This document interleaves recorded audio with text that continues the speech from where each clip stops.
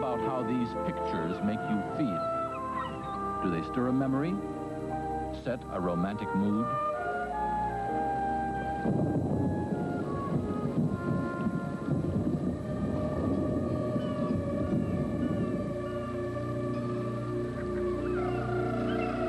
Now, how do they make you feel? A little tension? Anxiety? By changing the mood, we've just set off a series of chemical reactions in your brain. The billions of cells in your brain communicate with each other constantly using electricity and natural brain chemicals. Two of these chemicals, endorphins and dopamine, produce feelings of happiness, well-being, and pleasure. If you're sipping a beer or any other alcoholic drink while watching this, the dopamine and endorphins in your brain are being manipulated by the alcohol, forcing an increase in your feeling of pleasure, however temporarily. Alcohol has a shotgun effect in the brain, altering not only mood, but memory, motor skills, and other functions. Cocaine is more like a few silver bullets, zeroing in just on the brain's pleasure centers. Cocaine affects the chemical dopamine, making it pile up at the brain cell's contact points. Dopamine naturally produces your feelings of energy, power, and sexuality.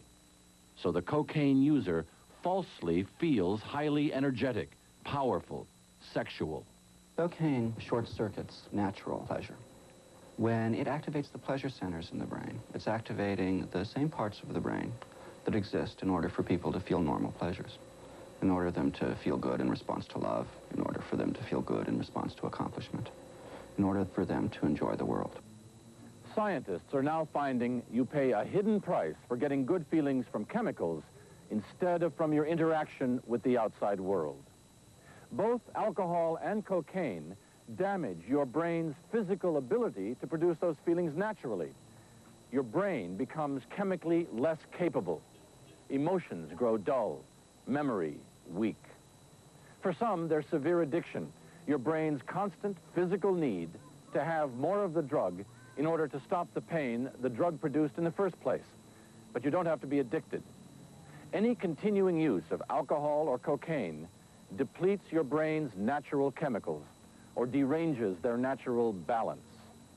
It can leave you just feeling bad, biologically depressed, doctors call it. It can leave you withdrawn or make you aggressive. And now there's evidence the damage may be permanent. Baltimore. An experiment at Johns Hopkins Hospital seeks to locate a spot in the human brain where cocaine produces the feeling of happiness. Researchers have already discovered where this happens in the brains of rats. The study is directed by Dr. Edith London. This is the very first time, to my knowledge, that anybody has attempted to study the effects of cocaine in a human subject on local brain activity. How clear was your thinking? 4.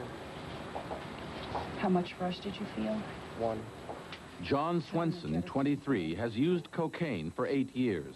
He wants to stop, but says he's too attracted to the cocaine high. Right away, there's a feeling, a bodily rush, sort of an adrenaline, almost like an adrenaline rush, as if you were suddenly very frightened, only the fear isn't there. Along with that, you have a feeling of strength, energy, very clear thinking. Your sex drive is increased. How sexy do you feel? How confused do you feel? 0. His subjective feelings will be compared to the brain scanner's hard findings. The whole direction of the work is geared to find out how cocaine produces the behavioral effects or the effects on mood and behavior.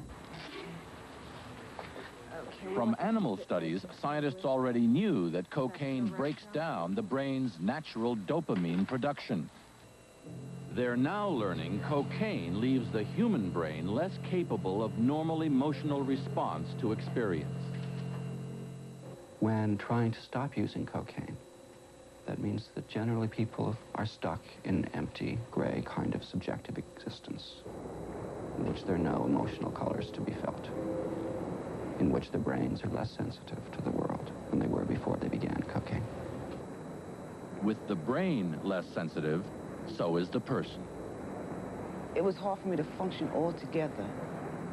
My mind-wise, it felt like I was walking in a fog. I couldn't control what was going on around me. Sharon Williams used cocaine for 19 years.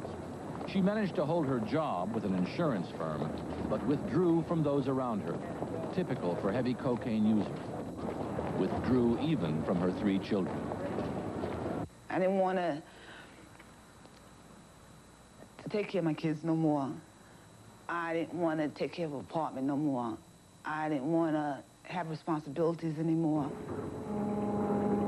The medical term for this foggy retreat from the world is anhedonia, the inability to respond to any experience or person with enough emotion or feeling. This effect is produced by both cocaine and alcohol.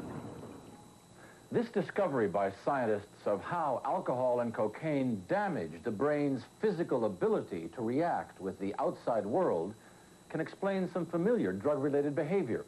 For example, the alcoholic's preference to deal not with people, but with things that don't talk back. I had 3 things in my life. I think this is important. I had newspapers, television, and alcohol.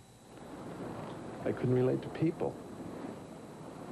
When drinking was in our life, drinking is the lover, the alcohol is the life. The chemical disruption in your brain from alcohol and cocaine also leaves you with feelings of aggression, paranoia, and anxiety. The brain tries to respond to the world, but can't, gets it all horribly wrong. If people take large amounts of cocaine within a period of perhaps even a day or less, they can begin to develop the toxic effects in the brain. And they include a sense of paranoia. People become hypervigilant, thinking that people are out to get them. They may develop delusions and hallucinations, a truly toxic psychosis. Some people may become aggressive. One time I was out on the highway in the middle of Route 80. Somebody was looking at me, or I thought they were looking at me. And I said to him, "Why are you following me?"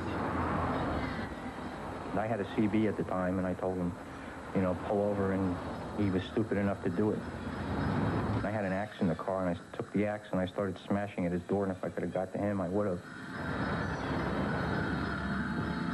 Finally, there is new evidence that this damage to the chemical systems of the brain, especially those responsible for emotion and memory, may be permanent.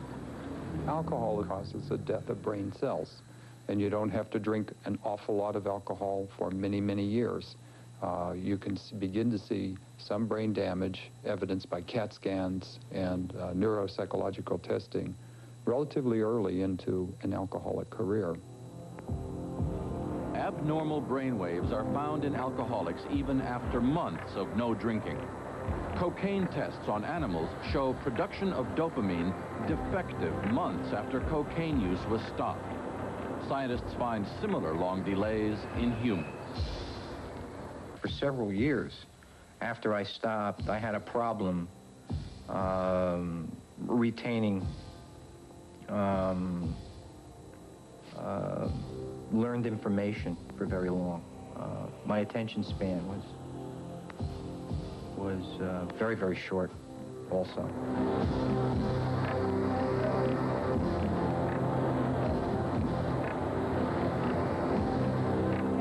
We believe the damage is permanent from drugs and alcohol. The rule of thumb in neurology is once a brain cell is gone, it truly is gone. But it's not just the brain. Scientists are now finding alcohol and cocaine do irreversible damage throughout your body. That in a moment.